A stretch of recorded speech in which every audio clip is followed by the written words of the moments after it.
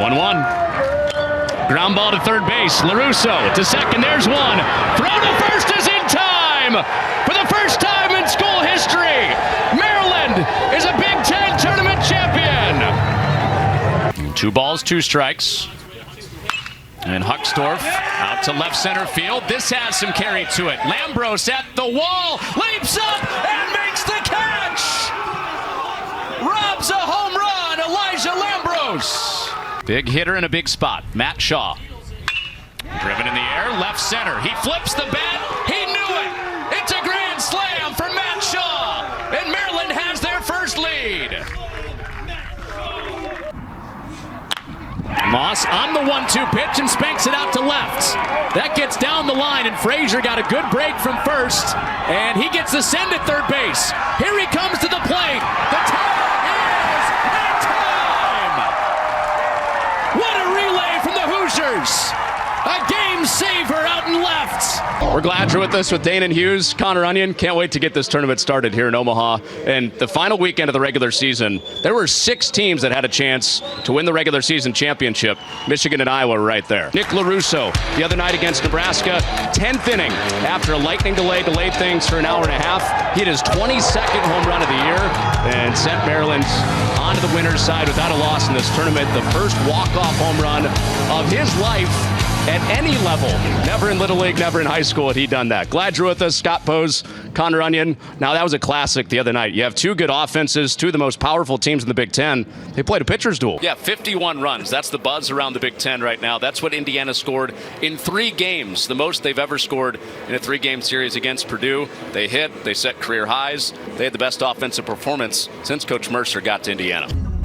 Well, we had double grand slams in this game. Keaton Anthony started it out, and it's been home runs to put Maryland ahead twice after that. A lot of power displayed in this game by each team. You see Matt Shaw with the go-ahead grand slam to counter Keaton Anthony early in this game, and then just this last inning, get Lambros to join the power parade. Celebration always reminds me of the Bash Brothers in Oakland. Yeah. Canseco, McGuire. I think that's where it started, right? Where those guys were clipping each other's forearms or what have you. You don't want to see, what was the Dodgers, where Seager, right? Was it Seager that got hurt? Dislocated shoulder? Yes. You don't want to see that. And so Henderson's into the game. Jacob Henderson fires in a strike to LaRusso. 364 hitter, leading the Big Ten in home runs. Batting bases clear, 1 out, top 8. And there's strike 2. I think it was Bellinger, actually. Bellinger, I'm sorry, yes. The 2020 World Series, played in Arlington. Audience picked up what you were putting down, though. Here's the 0-2. He spins outside, 1-2. So 5-0 Iowa. And then Maryland got 3 runs off of Brody Brecht, who was cruising. Finished the game in his start for Iowa with 13 strikeouts. Made it 5-3. And it was the Shaw home run that we just showed you that put Maryland in front for the first time. Iowa back in the 7th. Hit by pitch, bases loaded, tied it. And now the home run by Elijah Lambros gave Maryland the lead back. Has there been enough packed into this game for you? Oh, yeah. I expected this. I don't know what you were thinking coming into this game, but I expected each of these teams as we see a big drive to center field. And Huckstorf is back and watches it fly. LaRusso with home run number 11, adding to his Big Ten lead.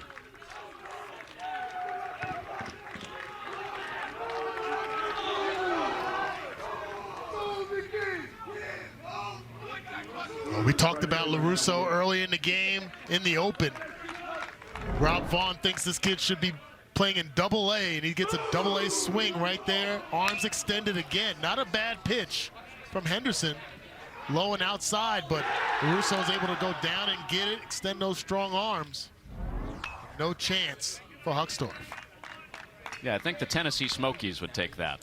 Yeah, I agree. He could play in Double-A right now. The art of hitting. It's a little competitive in that Maryland dugout. Saw Shaw hit his 9th of the year. He's closing in on the Big Ten lead. LaRusso back with some distance. And of course now Shaw has a chance to answer him back. And it's obviously impressive that these guys are able to have this kind of power display even in these elements. But to me, the mindset of these guys and the lack of success that they had early in the game. You look at LaRusso in the first inning strikeout, third inning strikeout. He got a single in the 5th, struck out again in the 6th. And he's able to put all that away and get another quality at bat, another quality swing. That's what we've seen throughout this lineup for the Terrapins. Just to be perfectly blunt here, he looked lost his first couple at bats. Yeah. Well, a lot of people will look lost against Brody Brecht in a 102-mile-an-hour fastball with Fair. a 93-mile-an-hour slider.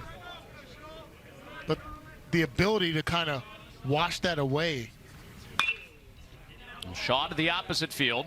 Wind pushing it. Frazier warning track. Frazier jumps, and that is gone. Shaw with his 2nd home run of the day, and the Terps go back-to-back in the 8th inning.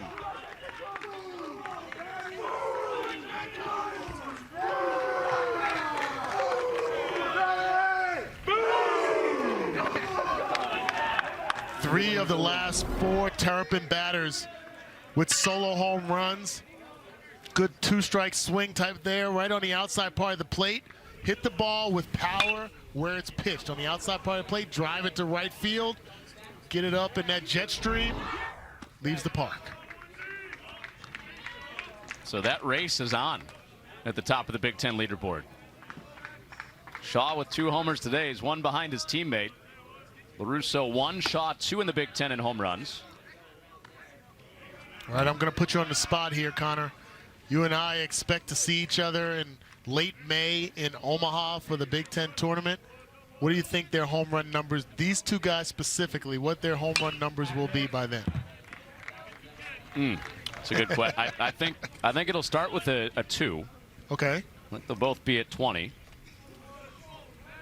I'm going to go 24 and 25. Shaw and LaRusso, they're going to stay in lockstep all year. Okay. So you got Shaw with 1 more than LaRusso. Other way around. Okay. And Seegers puts Woods away. I think it's going to be 1998, the Major League home run race, except with teammates going at it. Okay. It's going to be McGuire, Sosa, but it's going to be Shaw, LaRusso. And then the Big Ten tournament and postseason is going to determine who the Big Ten home run champ is. All right. That sounds good.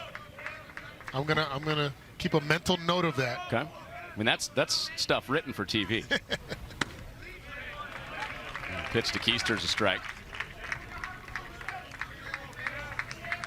What do you think? Maybe you get a guy on the other side of this game, like, Kyle Huckstorf or a Keaton Anthony. Could chase those guys down. It's going to be a fun race in the standings, but also statistically. You've got Hawkeyes and Terps all over the leaderboards individually in the Big Ten. Of course, you can't forget about Rutgers, too. I think also when you look at Dwayne Banks Field here with the weather and the wind normally blowing out to right center field, you also have benefits in College Park. A hitter-friendly park, home run-friendly park there as well. So, yeah, I don't disagree with you. Those numbers will likely be elevated for each of these guys.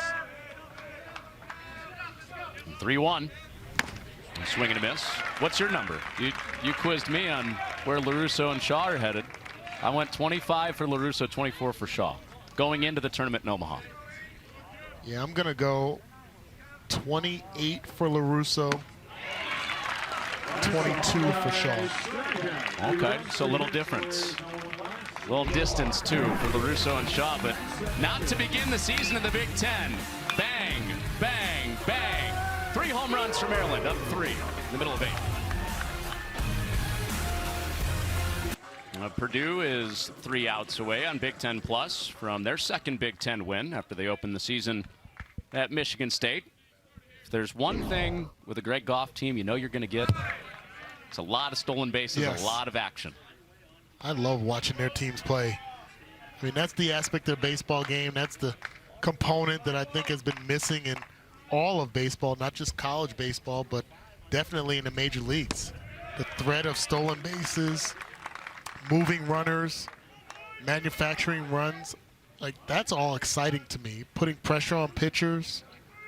Like if you are a college coach and you don't recruit for speed and then utilize that speed on the base paths, I don't care how many home runs you hit. We got a chance to talk with Rob Vaughn, and he spoke about that. He's like, we're going to hit some home runs, and we have to gauge when we employ the run game, but we are going to run. And you see that up and down their lineup.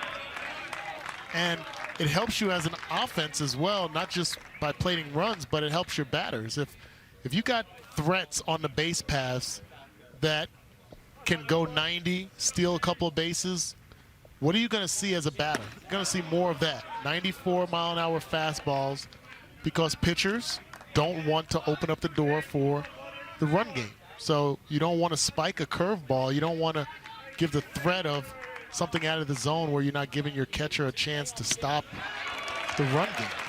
Okay.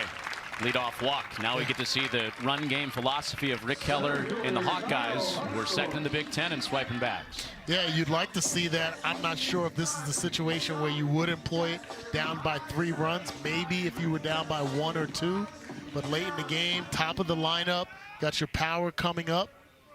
Not sure you're going to move Seegers at first base. He is stationary and did have a big lead, so Schliger checks on him. But he is back in there safely. So you think that big lead has more to do with getting a break on the ball in the gap? Yeah, getting a break on the ball in the gap, but also just getting in the head of Belgrave. And when he's got that fastball sailing out to the left batter's box, that opens the door for Schliger, who is aggressive in back-picking guys at first base. You see the numbers there, 51 stolen bases. But this is situational here, Connor. That's where I question whether you would run. Not going again. Would have been a decent pitch to run on. 2-0. But do you think that Belgrave is affected by knowing that the Hawkeyes have stolen 51 bases? See, that's where it helps the offense, is the threat of stealing bases. And Belgrave back with a strike. I'm guessing your question was rhetorical. Yes. Yeah. Belgrave is affected. And beyond that cut in the turf, and Seegers still getting back in comfortably, even with that big lead. Well, when you're leading off of first base and you're not a threat to run, you got a one-way lead. That's bottom of the zone. Clips it with the fastball for a strike. That's a count changer right there. Yeah. Pitcher's pitch. 2 balls, 2 strikes. And Huckstorf out to left center field. This has some carry to it. Lambros at the wall, leaps up and makes the catch. Robs a home run, Elijah Lambros.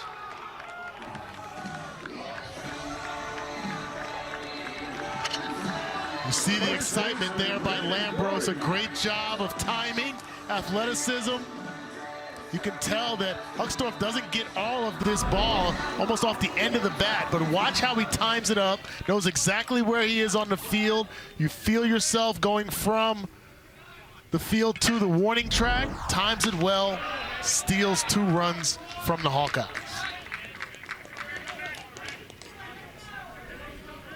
A big swing in the top of this inning, gave him the lead. Now he keeps him in front by 3 instead of just 1.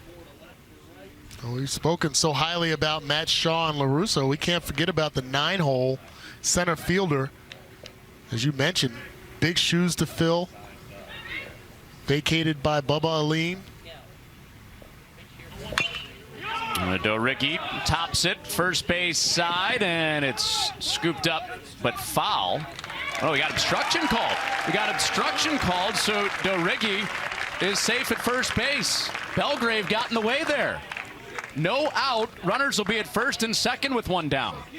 Big break for the Hawkeyes here. And this is tough because it's got that crazy spin, just goes past the glove of Nigel Belgrave, but he gets in the way of Doricki there. going to first base. There's really nothing you can do there. That's just a tough break for the Terrapins. Spins away from his glove, but he gets in the way of the runner. Another heads-up call by the first base umpire. That's Andrew Fulton there. Rob Vaughn shaking his head at that. And those are the spins that you don't get in natural grass, but there's so many benefits to having the artificial surface. Just a couple of bad breaks. So now we've got a spot. Should we say a situation? Keaton Anthony at the plate. And he takes ball one. Home run pop. We saw it earlier in the game with the Grand Slam. He is the tying run in the bottom of the 8th. He's got a home run and a double in his last at bat. Both of those were on off speed up in the zone. And he clubs that left field in for another base hit. Seegers touches third. He comes to the plate on another extra base hit for Anthony. And the Hawkeyes have the tying run in scoring position again in the 8th inning.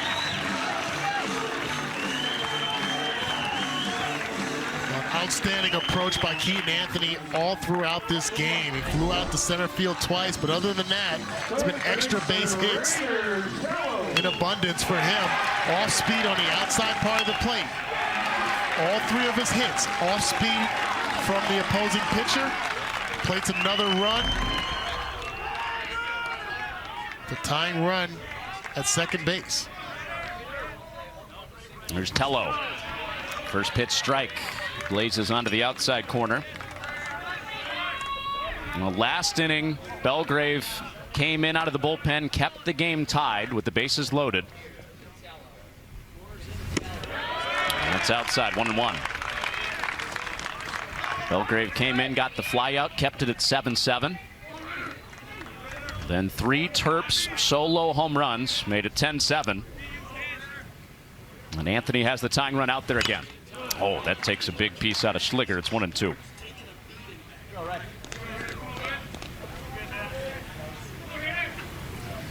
When we talk about toughness, we've seen pitchers taking balls off the ankle, their back, and right there. A little extra velocity back into the face mask, but Schliger, no big deal to him. Ready to go, 1-2. Tello skies it, center field. Routine for Lambros. This is deep enough to score the run. As Dorighi tags from third base and comes to the plate to make it a 1-run game on the sac fly for Raider Tello. This is the manufacturing runs part of the game for the Hawkeyes. Just put the ball in play. Dorighi at third base. It's a little antsy, almost leaves early, but stays connected to the base. Now we have a 1-run game. Good smart play by Lambros out in center field. You don't want to try to fire the ball home and allow the runner at second to get to third base. Peterson antsy, strike 1. Yeah. Got the tying run at second. Anthony, who's driven in 5 runs today, his best run producing game of the season. And Peterson almost has the helmet fly off. He's now in the hole. Still aggressive swings by the Hawkeyes, by each of these teams in this game. Got Keister in the neighborhood. 0-2.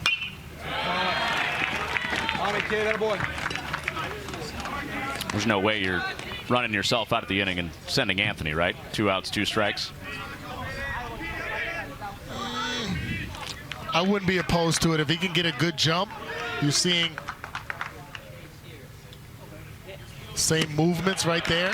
Like, that's, to me, if you're getting good timing, if Belgrave is just peeking at second base for a 1-2 count and you can get a good jump, might force an errant throw out to left field, and now you have a tie game.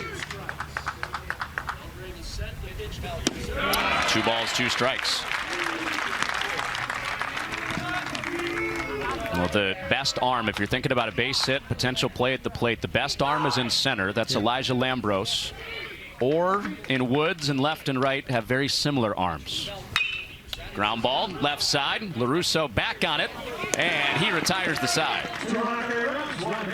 Oh, what a game this has been. 10-9 in the conference opener. That tying run stranded. We go to the ninth.